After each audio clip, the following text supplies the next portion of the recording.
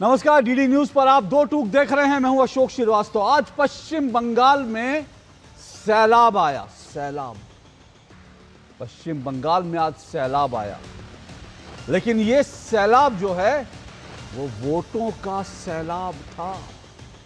वोटों का सैलाब। आज पहले चरण का मतदान था पश्चिम बंगाल में। 16 जिलों की 152 विधानसभा सीटें। और जानते हैं पोलिंग कितनी हुई? लगभग 92%, 92%। अभी जब तमाम आंकड़ा जुटाया जाएगा तो कल सुबह तक ये डेटा, ये आंकड़ा और बढ़ सकता है। 92% पोलिंग हुई है पश्चिम बंगाल में। इसके मायने जानते हैं? मैं इसके राजनीतिक मायने की तो चर्चा हम जरूर करेंगे।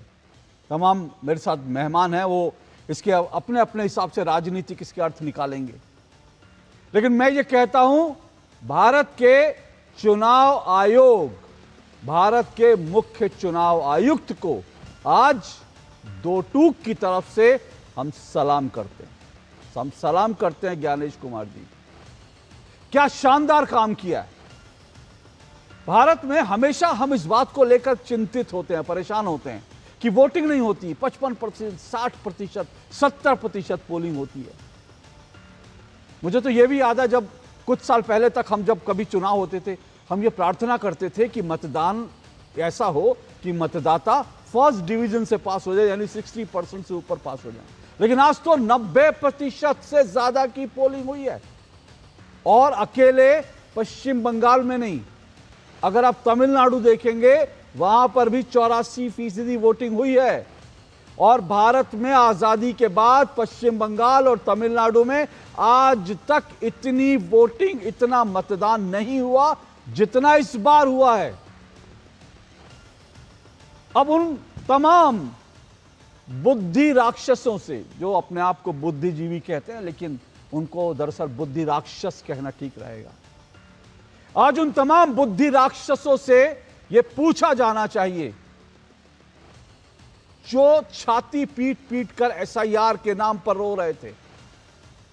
उन तमाम बुद्धि राक्षसों से पूछा जाना चाहिए जो बंगाल में केंद्रीय बलों की तैनाती पर सवाल उठा रहे थे कि यह केंद्रीय बलों की ऐसी तैनाती और एसआईआर करवाने का फैसला, क्या उसका यह परिणाम नहीं है कि आज वोटर, पश्चिम बंगाल का वोटर बेखौफ होकर निकला और उसने वोट दिया। कल भारत की सुप्रीम कोर्ट ने कहा था कि पश्चिम बंगाल में लोकतंत्र खतरे में है। आज मैं कहता हूं, पश्चिम बंगाल के मतदाताओं ने, वोटर्स ने पश्चिम बंगाल के लोकतंत्र को आज बचाने का काम किया है, इतनी बड़ी तादाद में। तो ज्ञानेश कुमार जी को भी हम आज नमस्कार करते हैं, अभिनंदन किया जाना चाहिए उनका। और पश्चिम बंगाल के वोटर्स का भी अभिनंदन किया जाना चाहिए। उस खौफ में, उस रक्त रंजित इतिहास को पीछे छोड़कर वो निकला और उसने बेखौफ होकर वोट किया। हालांकि पूरे पश्चिम बंगाल में आज जो 152 सीटों में मतदान हुआ, पूरी तरह से रक्त रंजित रहा, ये तो नहीं कहा जा सकता। कई कांग्रेस के, कई बीजेपी के जो पोलिंग एजेंट्स थे, उनके सर फोड़े गए, खूनम खून उनको कर दिया गया। करीब आधा दर्जन जो टीएमसी के विरोध में लड़ रहे जो प्रत्याशी उम्मीदवार थे, किसी को दौड़ा दौड़ा के पीटा गया, किसी की गाड़ी तोड़ दी गई, ये सब कुछ हुआ। लेकिन उसके बावजूद पश्चिम बंगाल में, जहां हर चुनाव में मौतों की आंकड़े गिने जाते हैं, वोटों की गिनती से पहले मरने वालों की लाशें गिनी जाती हैं, आज एक भी व्यक्ति की मृत्यु नहीं हुई। यह अपने आप में पश्चिम बंगाल के चुनावी इतिहास का एक स्वर्णिम अध्याय है। क्या पता बिहार की तरह, जिस तरह से बिहार में यह अध्याय शुरू हुआ था, अब यह अध्याय लंबा चले। ईश्वर से हम यही कामना करते हैं। पर बड़ा सवाल तो यह है कि आखिर आज की पोलिंग, आज के मतदान से किसकी नींद उड़ेगी? जनता कर रही है किसका कल्याण? बंगाल में बम्पर मतदान जनता ने किया, किसका कल्याण? आज दो टूक में इसी पर चर्चा करेंगे। इससे पहले आगे बढ़े, आज जो हिंसा हुई, उसकी भी आपको देखना चाहिए। ये जो सुरक्षा बलों की तैनाती थी क्यों ज़रूरी थी? अगर सुरक्षा बलों की ऐसी भारी तैनाती ना होती तो ये घटनाएं जो हैं, इन घटनाओं में जो आपको दिखा रहा हूं, उन घटनाओं में कई मरने वालों के आंकड़े आपके सामने आते। लेकिन ऐसा नहीं हुआ। वो सब देखिए। और बीजेपी और टीएमसी की तरफ से और राहुल गांधी की तरफ से क्या कुछ प्रचार किया जा रहा है। सेकंड अब जो दूसरे चरण का मतदान होना, उसको भी सुनिए।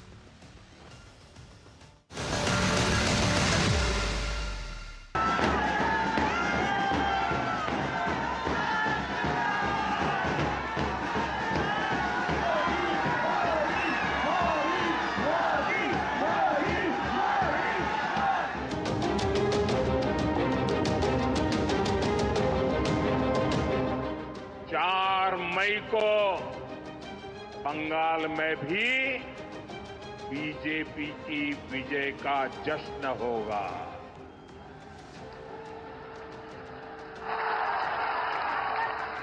मिठाई भी बटेगी और झालमुरी भी बांटी जाएगी।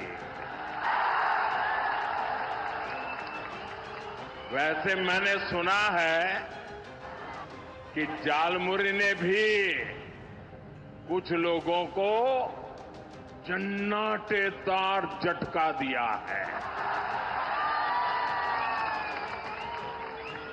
झालमुरी मैंने खाई, लेकिन झाल टीएमसी को लगी है।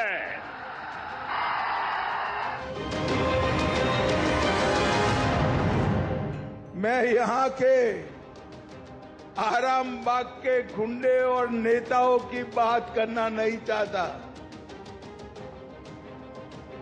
उनकी बारी तो 5 तारीख के बाद है। मगर जिन लोगों ने भारतीय जनता पार्टी के कार्यकर्ताओं पर संत्रास किया है, हमारे कार्यकर्ताओं का जान गया है, वो सभी सुनकर रखे।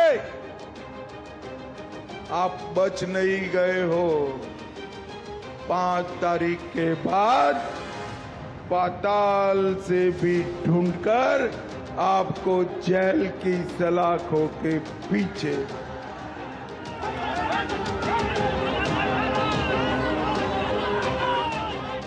भाई और बहनों, अगर ममता जी ने साफ सुथरी सरकार चलाई होती, अगर ममता जी ने बंगाल को पोलराइज नहीं किया होता, तो बीजेपी के लिए रास्ता नहीं खुलता। भाई और बहनों, कांग्रेस पार्टी बीजेपी से लड़ती है और बीजेपी जानती है कि कांग्रेस पार्टी ही बीजेपी को रोक सकती है। বুঝলেন চালাকিটা কোথায়? চালাকির দ্বারা কোনো মহৎ কার্য সম্পূর্ণ হয় না। এই চৌরঙ্গি এলাকায় অনেক ভোট কেটেছে, আমার কেন্দ্রেও কেটেছে। যতই ভোট কাটো, জেনে রাখো 100টা ভোট থাকলে 99টা ভোট মানুষ দেবে মানুষের অধিকার রক্ষার স্বার্থে। যারা গতদিনও বিজেপিকে ভোট দিয়েছে, সিপিএমকে, অন্য পার্টিকে ভোট দিয়েছে, এবার তারা দেবে না। माइनॉरिटी इलाका में कौन कराएगा? टीएमसी के साथ माइनॉरिटी का अच्छा संबंध है और टीएमसी नहीं चाहते हैं कि भाजपा टीएमसी का जो लगता है उन लोग का प्रॉपर्टी मुसलमान, उसमें हम लोग दखल अंदाजी करें। तो ये बार बार ये होता है। लेकिन मुसलमान भाई बहन अभी वो भी मोदी सरकार को चाह रहे, क्योंकि वो लोग को भी पता है कि उन लोग को कुछ नहीं मिला है। तो पत्थर मार के अग्निमित्र को रुका नहीं जा सकता है।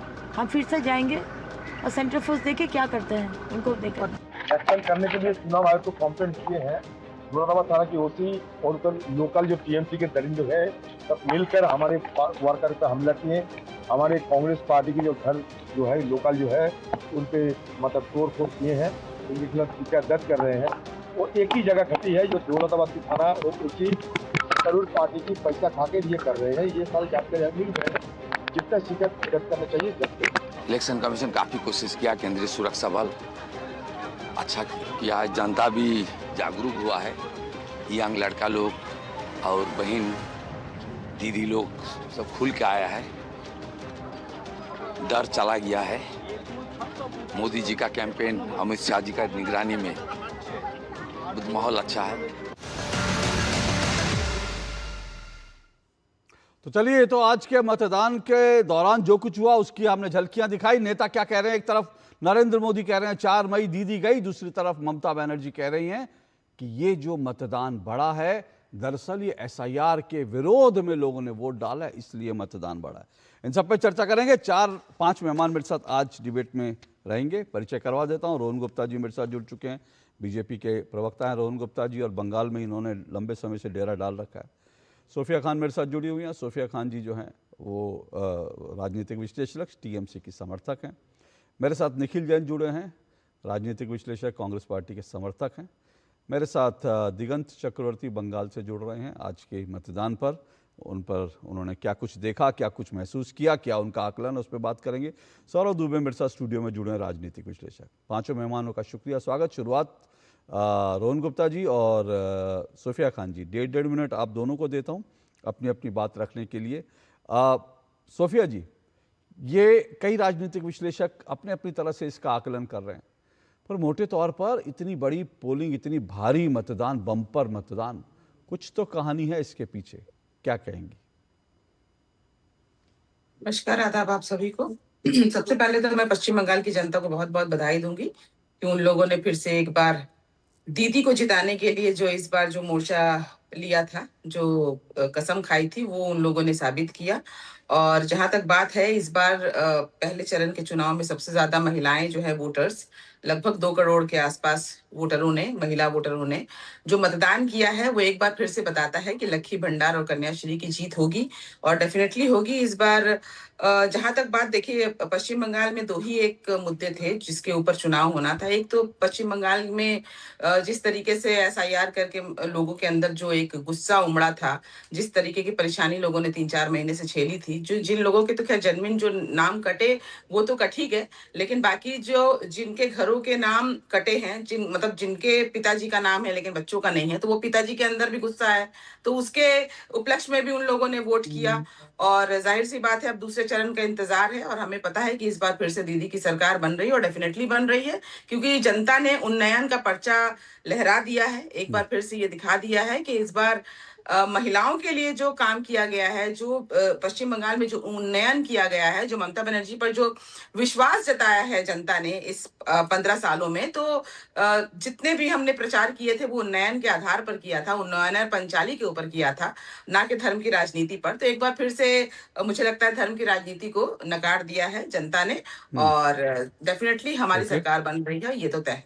ओके, चलिए, चुनाव जब तक परिणाम नहीं आता तब तक हर नेता को, हर पार्टी को ये कहने का अधिकार है, वो आपने भी कहा, लेकिन मुझे लगता है कि जब वोटिंग हो जाए उसके बाद थोड़ा सा नेताओं को, प्रवक्ताओं को सोच समझ कर बोलना चाहिए, क्योंकि 4 तारीख को फिर आप लोगों की यही क्लिप जो है ना वायरल होती है, तो इसलिए बेहतर है कि जो भी बोलें आप लोग सोच समझ कर बोलें। रोहन गुप्ता जी, भाई वो तो कह रही हैं कि SIR के खिलाफ गुस्सा था और इसलिए उस गुस्से को लेकर लोगों ने वोट किया। अशोक जी, मैं सिर्फ इतना चाहता हूं कि सोफिया खान जी ने जो आज कहा, 4 तारीख को भी उस पर बरकरार रहें, और चुनाव आयोग के दफ्तर के बाद वोट चोरी का झंडा लेके उनके नेता ना बैठ जाएं। अभी जो उन्होंने महिलाओं का धन्यवाद किया है, 4 तारीख को भी वो धन्यवाद करें, क्योंकि आपका स्टैंड नहीं बदलना चाहिए, जनता सब देखती है। मैं बंगाल में ही मिलूंगी, दिल्ली नहीं जाऊंगी, हारूं जीतूं बंगाल में ही मिलूंगी। 1.5 मिनट में बीच में नहीं बोलते हैं, प्लीज आप थोड़ा सा समझिए बात को, रूल मत ब्रेक करिए। तो अशोक जी, पूरे देश ने देखा जिस प्रकार से पूरे बंगाल में जो कैंपेन हुआ, तुष्टीकरण के खिलाफ कैंपेन हुआ, और आज तो इनकी इंडी गठबंधन के खोए हुए साथी कांग्रेस ने भी उनको सर्टिफिकेट दे दिया तुष्टीकरण का। आज राहुल गांधी ने कह दिया कि TMC तुष्टीकरण करिए। जो विचारधारा के आधार पर इंडी गठबंधन बना था, अशोक जी, आपके वहां कम से कम 25-30 डिबेट किए कि हम तो विचारधारा के साथ में जुड़े हुए, आज वो विचारधारा तिन्न भिन्न हो गई, तीतर भीतर हो गई। उसकी हकीकत देश के सामने आ गई कि इनकी विचारधारा में क्या दम है। आज एक ही पार्टी ने बोल दिया कि आप तुष्टीकरण कर रहे हो, और जिस प्रकार से डर का माहौल था अशोक जी, आपने सही कहा, 2-3 महीने से मैं यहाँ पे हूँ, एक कॉन्फिडेंस मैंने देखा जनता में। 3 दिन के पहले ये एजेंसी जो सेंट्रल फोर्सेज आए उसका विरोध कर रहे, देखिए यहाँ पे छावनी में परिवर्तित हो गया। आज उसका सबूत देखा पूरे देश की जनता ने, पश्चिम बंगाल की जनता ने, कि बंगाल की जनता दिल से वोट कर पाई, भय मुक्त होकर वोट कर पाई, अपने दिल की बात रख पाई। और ये पहली पहली बार हुआ है कि प्रीपोल जो पोलिंग के पहले की हिंसा में किसी की मृत्यु नहीं हुई, आज भी कोई मृत्यु नहीं हुई, तो इसका जो श्रेय चुनाव आयोग को जाना चाहिए। अभी तक इन्होंने जो गालियां दी उसके लिए माफी मांगनी चाहिए और 4 तारीख को वापस चुनाव आयोग के सामने बात बैठ के डंडोर ना पीटे, आज देश की जनता को भरोसा दिलाना चाहिए। ओके सोफिया जी, जाहिर सी बात है 4 तारीख को जो परिणाम आएगा तब तो वोट किसको कितने मिले उसकी गणना होगी, लेकिन आज एक गणना जो नहीं हुई बंगाल में, मुझे लगता है उसके लिए आपको भी चुनाव आयोग को श्रेय देना चाहिए। और वो गणना ये कि आज बंगाल में बरसों बाद, मतलब बरसों क्या शायद दशकों बाद पहली बार मतदान हो रहा है जिसमें एक भी व्यक्ति की मौत नहीं हुई है, मृत्यु नहीं हुई है। डेमोक्रेसी में, लोकतंत्र में वोट दे दिया जाता है, जान किसी की नहीं ली जाती। तो इसके लिए तो मुझे लगता है आप केंद्रीय बलों का या चुनाव आयोग का शुक्रिया आप भी करेंगी। देखिए, मैं थोड़ा बहुत तो जरूर शुक्रिया अदा करना चाहूंगी। ऐसा नहीं है कि मैं बिल्कुल ही एकदम डाई हार्ड के मतलब नहीं करना है तो नहीं करना है। एक चीज तो मैं उनको जरूर वो करूंगी कि उन लोगों ने पश्चिम बंगाल के लोगों को एकजुट कर दिया है, और एकजुट इस तरीके से किया है कि लोगों को ये लगा है कि नहीं भाई, अभी हमको इस बार जो है वोट करना है, क्योंकि उन लोगों ने सारी ताकतें झोंक दी हैं, उन लोगों ने सारे केंद्रीय बल झोंक दिए हैं, ईसीआई और ईडी के रेड्स करवाए, और जिस तरीके से नामों को काटा गया, जीवित लोगों के, नोट कीजिएगा, जीवित लोगों के नाम काटे गए। तो ये जो है पश्चिम बंगाल के लोगों को जोड़ने का काम तो जरूर किया है चुनाव आयोग को, तो उसके लिए मैं उनको सलाम और सैल्यूट जरूर करूंगी कि ये तो जरूर उन्होंने अच्छा किया है। और बाकी जहां तक मैंने अभी कहा कि लक्खी भंडार और कन्याश्री के नाम पर वोटिंग हुए हैं और ममता बनर्जी के नाम पर जो वोटिंग हुए हैं, तो वो विश्वास जो है ममता बनर्जी जिस तरीके से 15 साल से कायम रखा उन्होंने, आगे भी ऑब्वियसली जीतने के बाद जो है वो कायम रखेंगी, क्योंकि हम तो धर्म के आधार पर हमारी राजनीति नहीं हो रही है, हम कभी भी तुष्टिकरण की राजनीति नहीं करते। और जहां तक ये कह रहे थे राहुल तुष्टिकरण की राजनीति, तो आज तो राहुल जी ने भी कह दिया। इन्होंने कहा कि इंडिया गठबंधन भिन्न हो गया, ऐसा नहीं है। सोफिया जी सवाल तो लीजिए। मैं कह रहा हूं आप लोग तुष्टिकरण की राजनीति करते हैं, साफ सुथरी सरकार नहीं चलाते, ये तो राहुल जी ने भी कह दिया, जिनके साथ दिल्ली में आप हाथ पकड़कर जो है नारे लगाते हैं संसद के बाहर। आज तो वो भी कह रहे हैं कि ममता बनर्जी ने साफ सुथरी सरकार नहीं चलाई, पोलराइजेशन किया। फिलहाल पश्चिम बंगाल में चुनाव है और राहुल गांधी के भी प्रार्थी जो है यहाँ पर लड़ रहे हैं, तो उन्होंने जाहिर सी बात है तृणमूल कांग्रेस के खिलाफ अगर उनके प्रार्थी हैं तो उन्होंने यहाँ पर एक राजनीतिक विश्लेषक के तौर पर अपना एक विचार दिया है। और जहां तक केंद्र की बात है, केंद्र में हमारी 2029 में जो लड़ाई है, हमारी जो विचारधारा है बिल्कुल सही है कि हम लोगों को भाजपा को इस देश से लोकतंत्र को बचाना है और भाजपा को भगाना है। वहां पर हम बिल्कुल एक फिलहाल तो मुझे लगता है फिलहाल तो मुझे लगता है बंगाल, सुनिए ना, फिलहाल तो मुझे लगता है सोफिया जी, फिलहाल तो मुझे लगता है बंगाल में लोकतंत्र को बचाना ज्यादा जरूरी है। कल सुप्रीम कोर्ट ने भी चिंता जताई थी, बंगाल में लोकतंत्र को बचाना ज्यादा जरूरी है, फिलहाल तो उस पर ध्यान दिया जाना चाहिए। लेकिन 29 में क्या होगा वो तो बात की। रोहन गुप्ता रिस्पॉन्ड करें। देखिए, जब भी कोई मूवी फ्लॉप हो जाती है अशोक जी, वो मूवी वापस कितना भी आप करो हिट नहीं होती।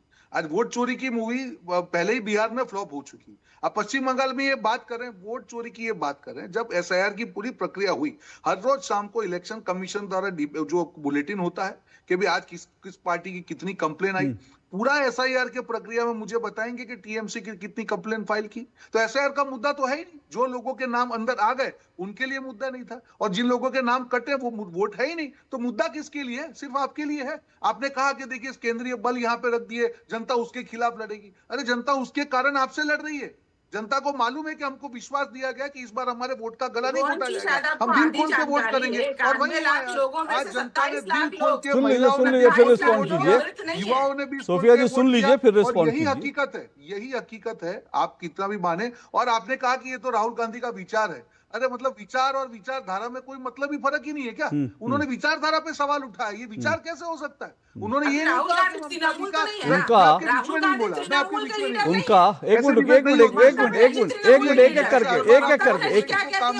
एक एक करके बोलिए ना सोफिया जी, सुनिए, एक मिनट, एक करके बोलिए ना। आपको डर क्यों लग रहा है? डर क्यों लग रहा है? हकीकत से ये विचार नहीं है, ये विचारधारा पे सवाल है। राहुल गांधी ने छोटी बात नहीं कही है। राहुल गांधी ने सिर्फ ये नहीं कहा कि ममता जी के खिलाफ वहां पे एंटी इनकम। राहुल गांधी ने ये कहा कि आपने तुष्टिकरण किया है, ये बहुत बड़ी बात है। अगर इंडी गठबंधन विचार, सुनिए ना, ऐसा है ना, सुनिए, मैं निखिल से ही पूछ लेता हूं कि राहुल गांधी ने क्या कहा। राहुल गांधी अगर सोफिया जी की बातों का मतलब निकालें तो मतलब राहुल गांधी जी के, क्योंकि वहां पे उम्मीदवार लड़ रहे हैं इसलिए वो कुछ भी विचार दे देते हैं, क्योंकि उम्मीदवार लड़ रहे हैं तो इसलिए, बाकी वो जो उन्होंने कहा उसका सोफिया जी के अनुसार जमीनी हकीकत से कुछ लेना देना नहीं। तो राहुल जी ने अपने उम्मीदवारों के पक्ष में प्रचार करने के लिए कह दिया कि साफ सुथरी सरकार नहीं चलाई, और उन्होंने जो है इस तरह से, क्यों निखिल जी?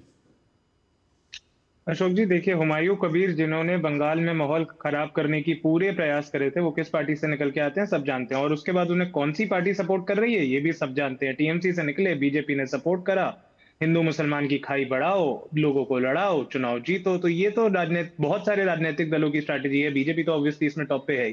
पर मेरे बीजेपी के प्रवक्ता मित्र रोहन जी ने एक बड़ी इंटरेस्टिंग बात कही कि ये एसआईआर की मूवी जो है एकदम फ्लॉप हो गई।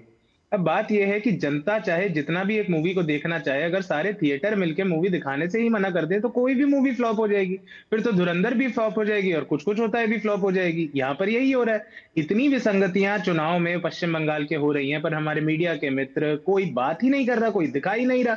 60 लाख लोगों के नाम काट दिए गए क्योंकि उनके स्पेलिंग में कुछ गड़बड़ मिली। पूर्व नौसेना के अध्यक्ष को बुला लिया कि आके अपनी नागरिकता साबित करो। पूर्व हाईकोर्ट के जज को बुला लिया, आके अपनी नागरिकता साबित करो।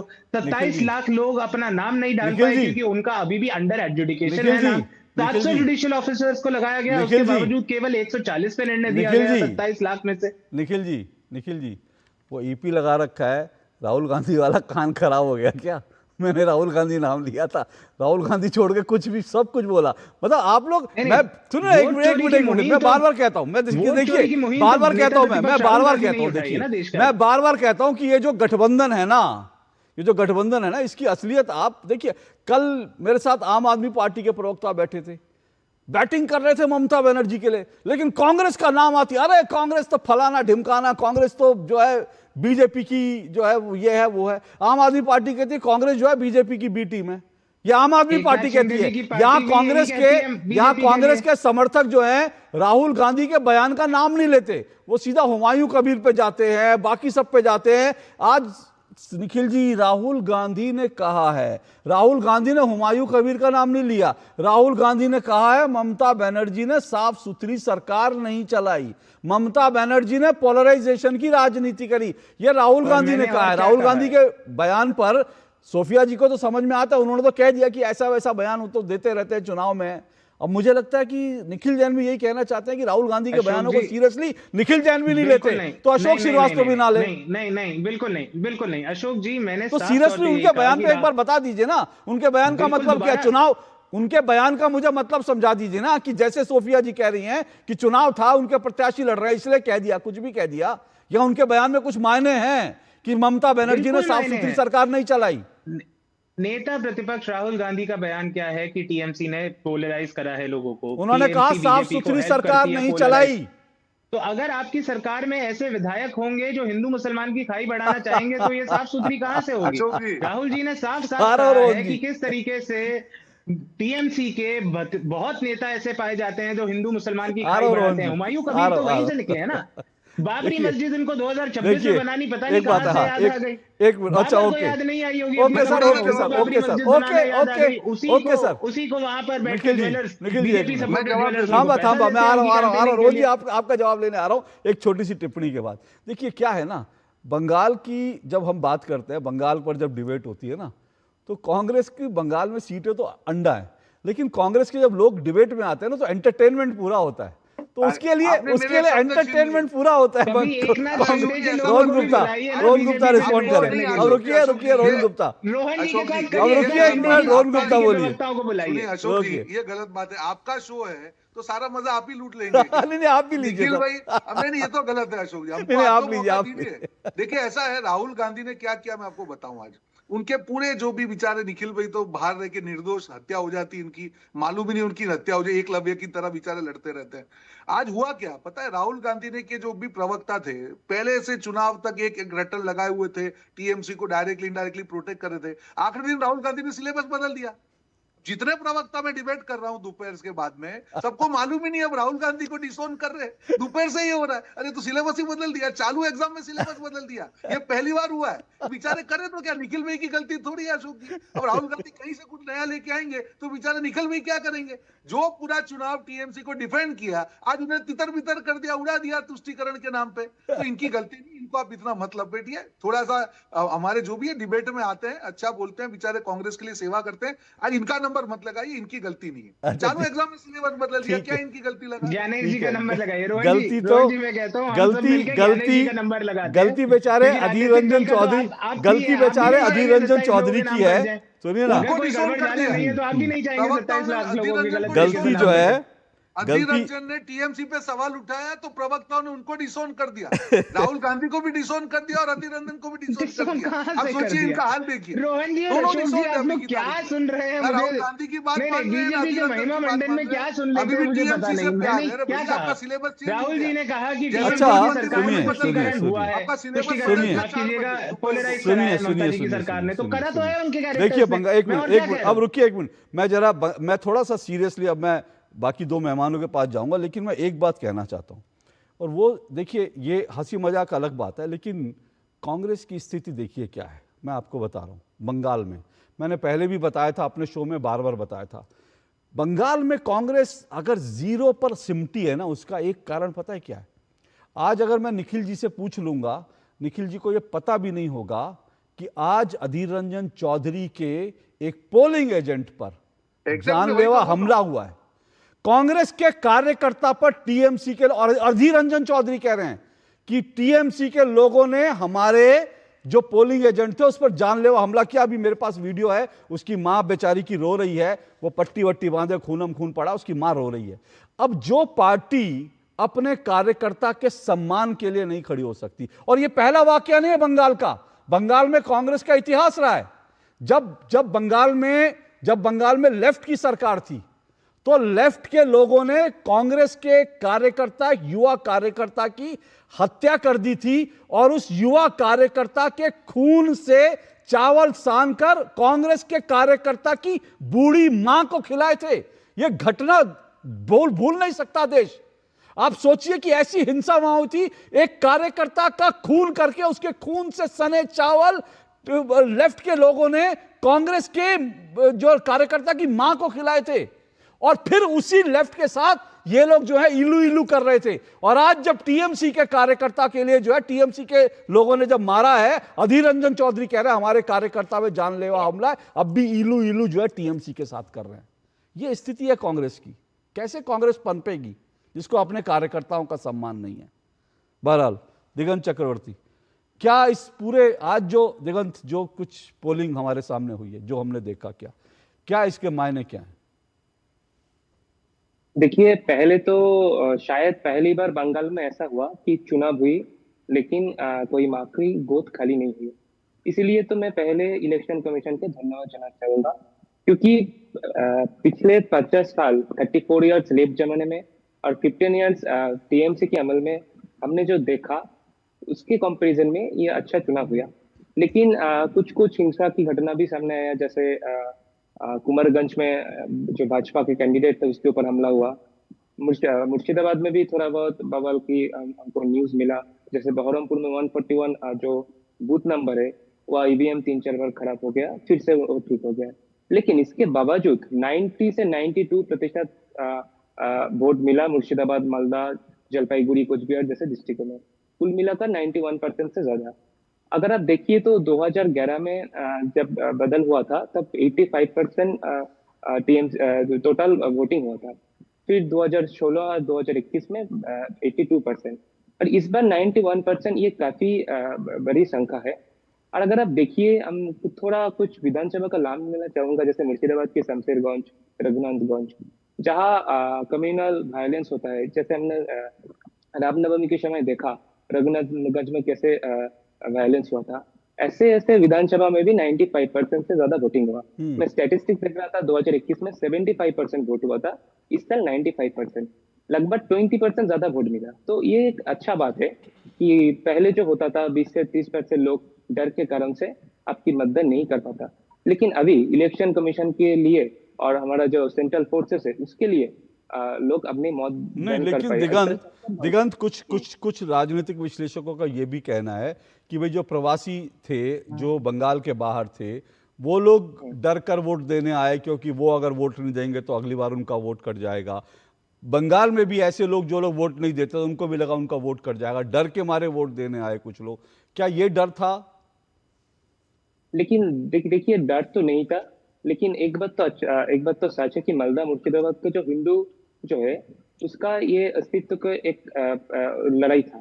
तो इसीलिए मैं एक कविगुरु रविंद्रनाथ टैगोर के लाइन कहना चाहूंगा, जो स्वामी श्रद्धानंद प्रबंध में उन्होंने लिखा था कि जब बाहर से अटैक हुआ तमाम एकत्रित नहीं हुआ। लेकिन मेरा अभी लगता है कि इस बार मालदा मुर्शिदाबाद के हिंदुओं ने एकत्रित हुआ, उन्होंने ये समझा कि ये उनकी अस्तित्व संकट की लड़ाई है। तो इसीलिए अगर मैं धुरंधर की सिनेमा की परिभाषा में कहूंगा तो साल भर मालदा मुर्शिदाबाद का हिंदू घायल है, इसीलिए वो घातक है। और उसके परिणाम आज जो ईवीएम मशीन में उन्होंने डाला, इसीलिए जहां 70 से 75% वोटिंग होता, वो अभी 90 से 95% वोटिंग हुआ।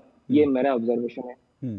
ये जो है दिगंत कह रहे हैं कि ये उनका ऑब्जर्वेशन। लेकिन सौरभ दुबे, आपका ऑब्जर्वेशन क्या है? ये आमतौर पर अगर देखें, वैसे तो राजनीति में बड़े घिसे पीटे फॉर्मूले होते हैं कि अगर ज़्यादा वोट बढ़ गया तो एंटी इनकम्बेंसी होगा, कम रह गया तो ये होगा। लेकिन पिछले कुछ समय में, खास करके नरेंद्र मोदी के राजनीति में आने के बाद, ये सारे जो है पुराने फॉर्मूले जो हैं वो ध्वस्त हो चुके हैं। कुछ मैसेज इससे निकल सकता है क्या? नहीं, बिल्कुल। देखिए अशोक जी, आज जिस प्रकार से पूरे दिन का हमने घटनाक्रम देखा और अंत में जो वोटिंग परसेंटेज वो इस तरह का हमको दिखाई दिया कि वो एक ऐतिहासिक रूप में बंगाल की जनता और तमिलनाडु को भी हमें नहीं भूलना चाहिए, तमिलनाडु में भी बहुत बम्पर वोटिंग हुई। मेरा मानना है इसके अंदर दो मुख्य रूप से जो जिनकी भूमिका थी, पहला चुनाव आयोग को निश्चित तौर पर साधुवाद देना चाहिए, बधाई देनी चाहिए, क्योंकि उन्होंने जो व्यवस्था बनाई, जो उन्होंने एक सुरक्षा का वादा किया था जनता से, वो उनको स्थापित करके दिया। और इतनी बड़ी मात्रा में जनता जो है, आम जनता जो हमको वोट परसेंटेज बढ़ा हुआ दिखाई दे रहा है, उसमें भी दो भाग हैं।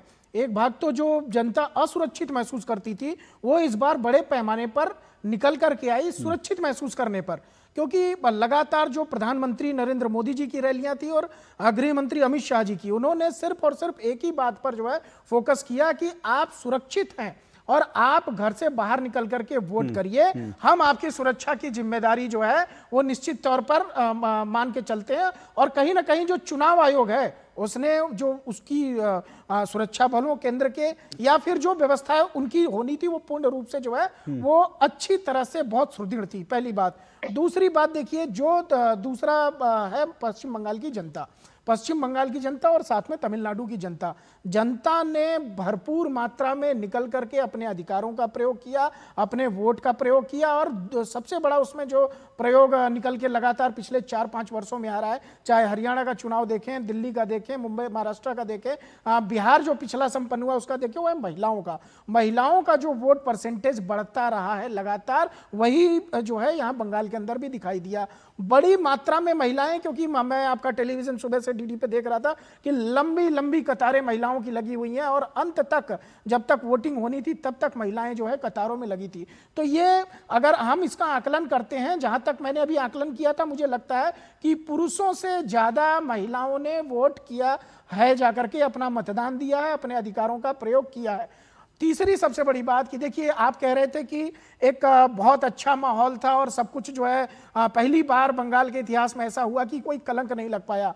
मैं तो कह रहा हूं कि आज एक कलंक लगते लगते वहां पर बच गया। जिस प्रकार से भारतीय जनता पार्टी के कैंडिडेट को टीएमसी के गुंडों ने दौड़ाया, मारा और पीटा, और मैं तो कह रहा हूं कि अगर उस पे जो है वो जानलेवा हमला करने की उन्होंने कोशिश की और चुनाव आयोग ने तुरंत संज्ञान में लिया, तुरंत वहां पर अधिकारियों को निर्देश दिया, उससे उनकी जान बच गई। नहीं, ये कलंक आज लग जाता कि एक कैंडिडेट जो चुनाव के अंदर जो है पार्टिसिपेट कर रहा है, उसकी हत्या हो जाती। तो एक बात तो यह है। दूसरी बात एक और थी, महिला जिनकी गाड़ी पर पथराव किया गया, उनके सुरक्षाकर्मी घायल हो गए। तो ऐसा नहीं है कि इस बार का चुनाव बहुत आसानी से सफल होने दिया। हम लोग सुबह सोच रहे थे कि आज के चुनाव के हेडिंग क्या, हिंसा के मामले में क्या दें, तो हमको लगा कि भाई आज ये कहना चाहिए कि क्या हिंसा रहित चुनाव हुआ, लेकिन ये हेडिंग हम नहीं दे सकते थे।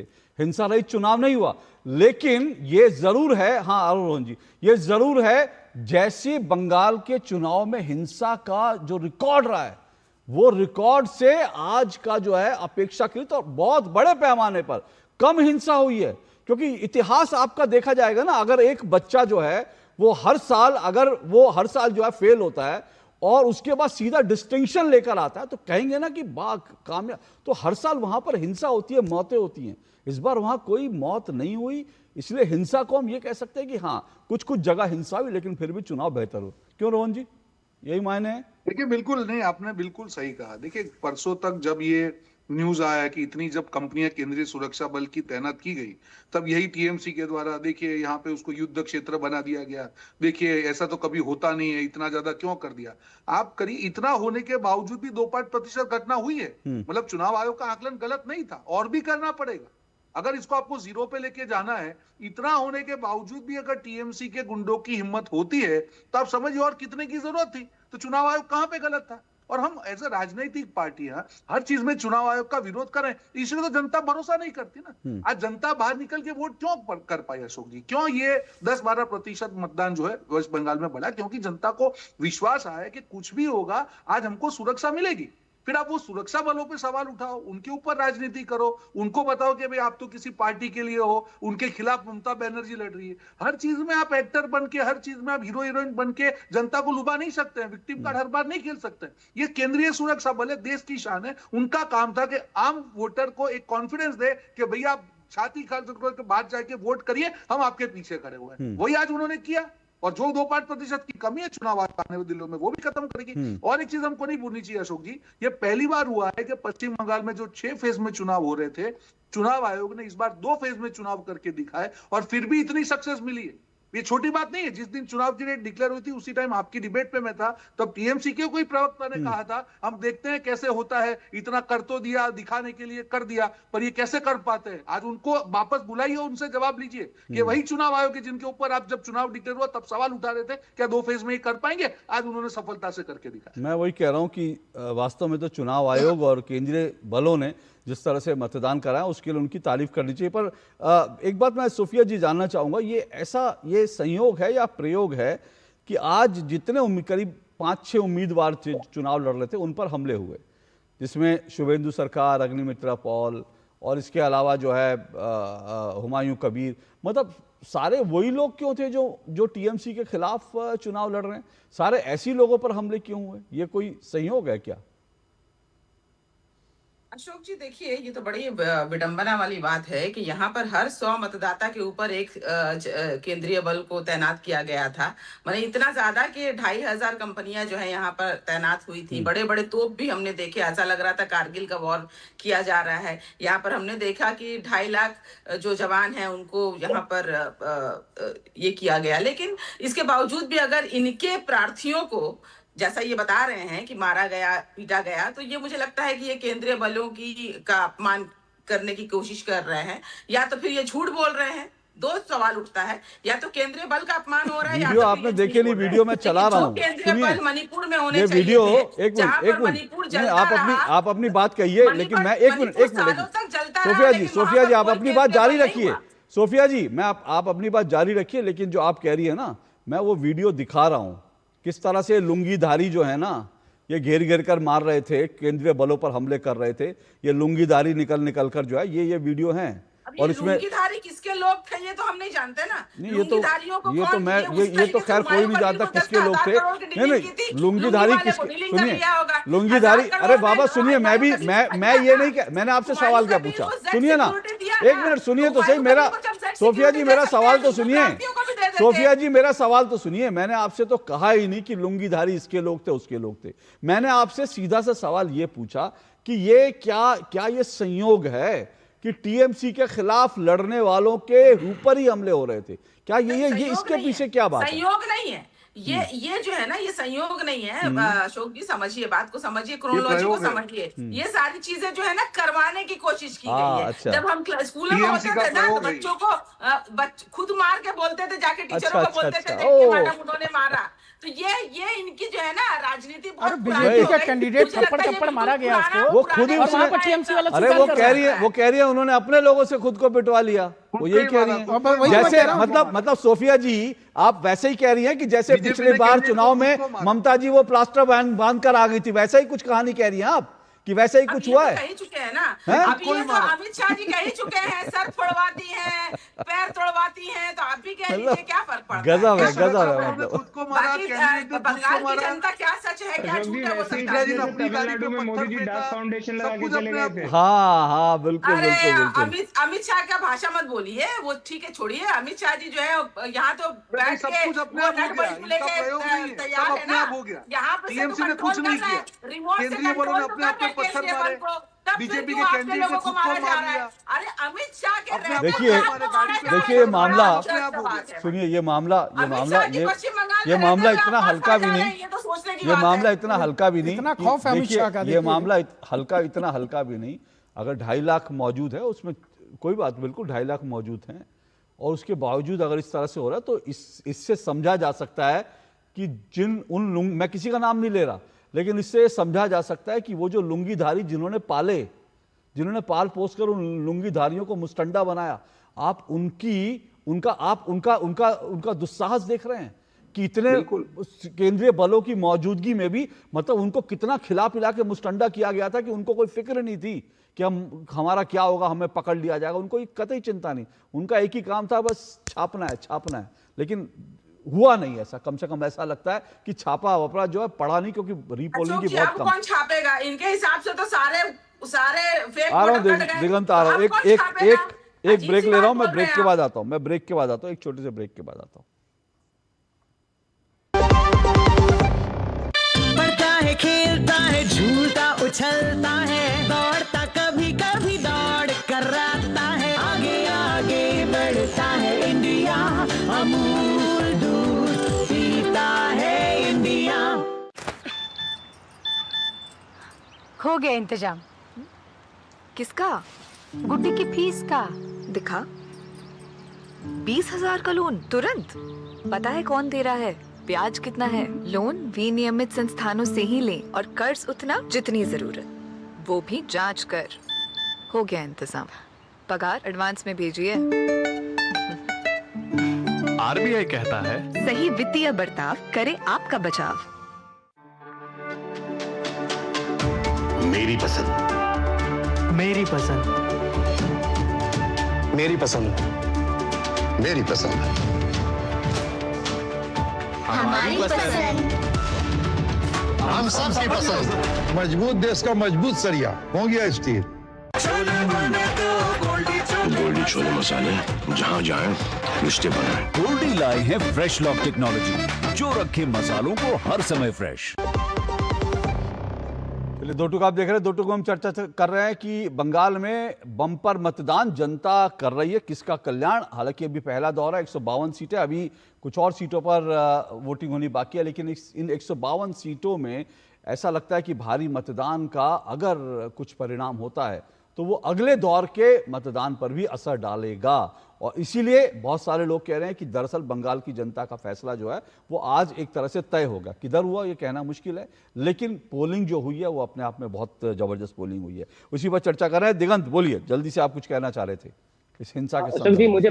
मुझे पता नहीं सोफिया जी के हमारी सुरक्षा बल से क्यों इतनी डर है, लेकिन मैं दावे के साथ कह सकता हूँ बंगाली जो लोग हैं वो सुरक्षा बल के ऊपर बहुत ही ट्रस्टेड है। मैं शमशेरगंज की एक महिलाओं की बयान सुन रहा था, ये वो शमशेरगंज है जहाँ पिछले साल हरगोविंद दास और चंदन दास को हत्या हुआ था मॉब के कारण से, लुंगी बहनी के कारण से। बंगाल की लोग ये मॉब से डरते हैं। मैंने माता जी का भाषण सुन रहा था, उन्होंने बोला कि हमारी सुरक्षा बल है इसीलिए मैं इधर खड़ा हूँ, इसीलिए मैंने वोट दे पाया, पता नहीं उसका चले जाने के बाद क्या होगा। तो this is the situation of Bengal. और सोफिया जी कह रहे हैं कि कोई इतना सेंट्रल फोर्स की जरूरत नहीं था। अब देखा कि बीरभूम के खैराशोल में क्या हुआ, 6 जवान गुरुतर घायल हुआ। तो अगर उनका इतना डिप्लॉयमेंट नहीं होता तो जनता का क्या होता, ये मैं क्वेश्चन रखना चाहूंगा सोफिया जी के। नहीं ठीक है, वो इंपॉर्टेंट है, इसलिए उससे पहले मैं निखिल जैन आपसे पूछना चाहूंगा। निखिल जैन, इतने सुरक्षा बल वहां पहुंचे, कल आम आदमी पार्टी तो बहुत परेशान थी, उसने बख्तरबंद गाड़ी की फोटो लगा के कह दिया कि वहां पे तो जो है तोप उतार दिए गए, है ना। वो बहुत परेशान थी कि इतने सुरक्षा बल क्यों भेज दिए गए। आपको भी परेशानी है इतने सुरक्षा बल भेजे जाने से?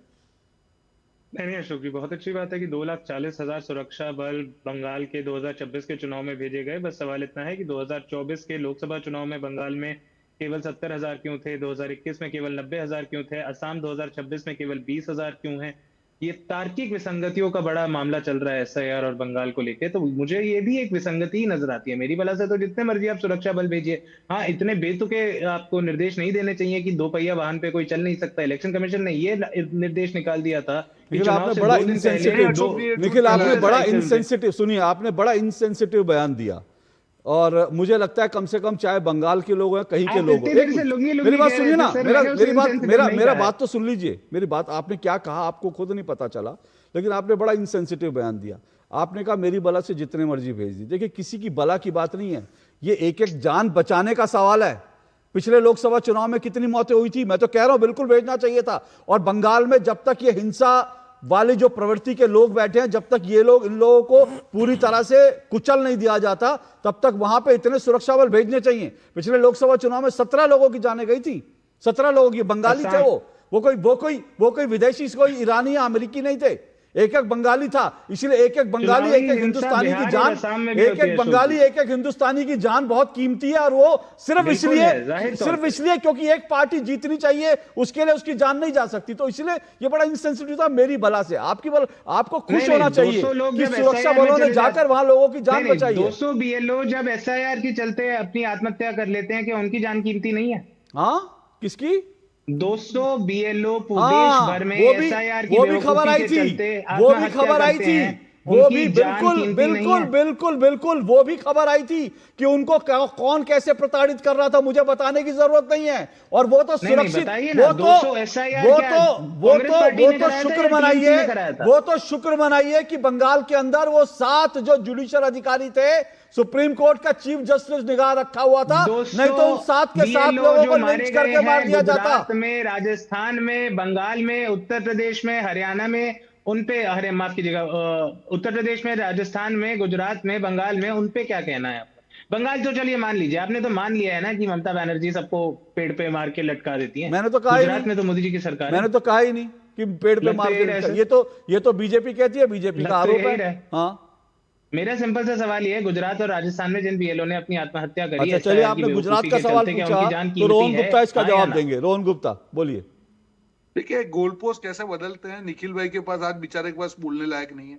राहुल गांधी ने सिलेबस बदल दिया, बेचारे करे क्या? देखिए कोई किसी भी व्यवस्था में अगर किसी की भी मृत्यु होती है तो बिल्कुल उसमें कोई पार्टी है, कोई हम बात ही नहीं करें, सही गलत नहीं होना चाहिए, इंप्रूवमेंट 100% होना चाहिए। अगर प्रोसेस में खामी है और वही चुनाव आयोग कर रहा है। अगर आज इतने लोगों को लगाया तो ये हम पास्ट में जाके बोलेंगे क्या पहले क्यों नहीं लगाया?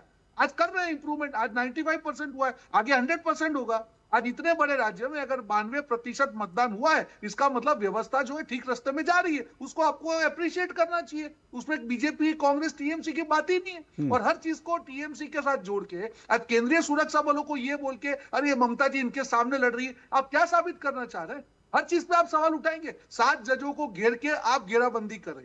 राष्ट्रपति अगर आपके राज्य में आए, वहां पे आप उनकी जो प्रोटोकॉल को तोड़े।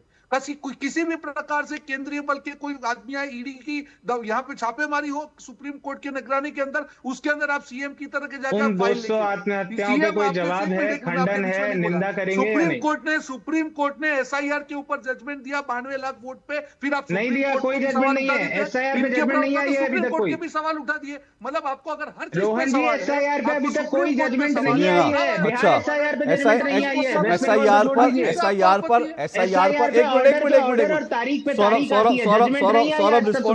मिनट सौरभ रिस्पॉन्ड करे, लेकिन मैं आपको एक जानकारी दे दूं बिल्कुल ठीक कह रहे हैं आप, एसआईआर पर कोई जजमेंट नहीं आई है, लेकिन एसआईआर को रोकने के लिए ममता बनर्जी से लेकर मेनका गुरुमूर्ति, कपिल सिब्बल, अभिषेक मनु सिंघवी, कांग्रेस ने पूरे अपने घोड़े दौड़ा दिए, आरजेडी ने पूरे घोड़े दौड़ा दिए, समाजवादी पार्टी ने पूरे घोड़े दौड़ा दिए। आप लोगों ने एसआईआर रोकने के लिए, आप लोगों ने एसआईआर रोकने के लिए करोड़ों रुपए के वकील लगा दिए, लेकिन उसके बावजूद सुप्रीम कोर्ट ने एक बार भी नहीं कहा कि एसआईआर गलत है। ये आप लोगों के मुंह पे सबसे बड़ा तमाचा है, सबसे बड़ा तमाचा ये आप लोगों के मुंह पे कि आप लोगों ने एसआईआर को गलत साबित करने के लिए करोड़ों रुपए आपने वकीलों की जेबें भर दी। आप लोगों ने वकीलों की जेबें भर दी कि किसी तरह से करोड़ों रुपए ले जाओ, सरकार का पैसा ले जाओ, लेकिन ये एसआईआर रोक दो। आप लोगों ने सरकारी पैसे से, जनता के टैक्स के पैसे से जो अरबपति वकील है उनकी जेबें भर दी, लेकिन वो एसआईआर रोक नहीं पाए। इससे बड़ा तमाचा आप लोगों के मुंह पे कोई हो नहीं सकता। सौरभ दुबे रिस्पॉन्ड करिए। पॉलिटिकल पार्टी इसके लिए केसेस से सरकारी पैसे से कोई नहीं खड़ा हुआ है, क्या बात कह रहे हैं अशोक श्रीवास्तव? सुनिए एक मिनट मुझे सुनिए, अब मैं एक चीज और बोल दूं, सौरभ दुबे रिस्पॉन्ड करें।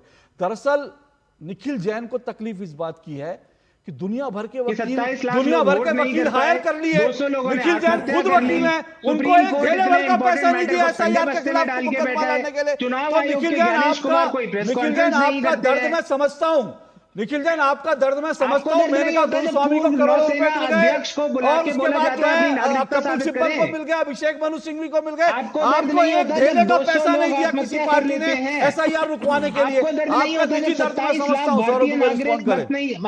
देखिए अशोक जी, ये जो बार बार सुरक्षा कर्मियों की बात हो रही है, सुरक्षा कर्मी भी इसी देश के नागरिक हैं, और अगर आज देखिए वो जो घटनाएं हुई, 2 घटना, अगर वो सुरक्षा कर्मी नहीं होते तो मैं निश्चित तौर पे कह रहा हूं कि उन कैंडिडेट की हत्या आज हो जाती। उनको बचाने का काम जो सुरक्षा कर्मियों ने किया, कम से कम वो सोफिया जी को और इनको देखना चाहिए। तीसरी बात, निखिल जैन जी से क्या ही जवाब मांगे, बताइए ना, कांग्रेस न 3 में है न 13 में है, वहां पर इनके साथ जो है बिहार के चुनाव में तेजस्वी तो खड़े नहीं हुए इनकी बातों पर, और यहां पर लगातार ये बार बार कह रहे हैं। पहले आप ये तय कर लीजिए। वैसे सौरभ जी ये भी बता दूं, निखिल जैन जी के जो बंगाल में बैठे बॉस है ना, अधीर रंजन चौधरी, उन्होंने सुरक्षा बलों की तारीफ की है।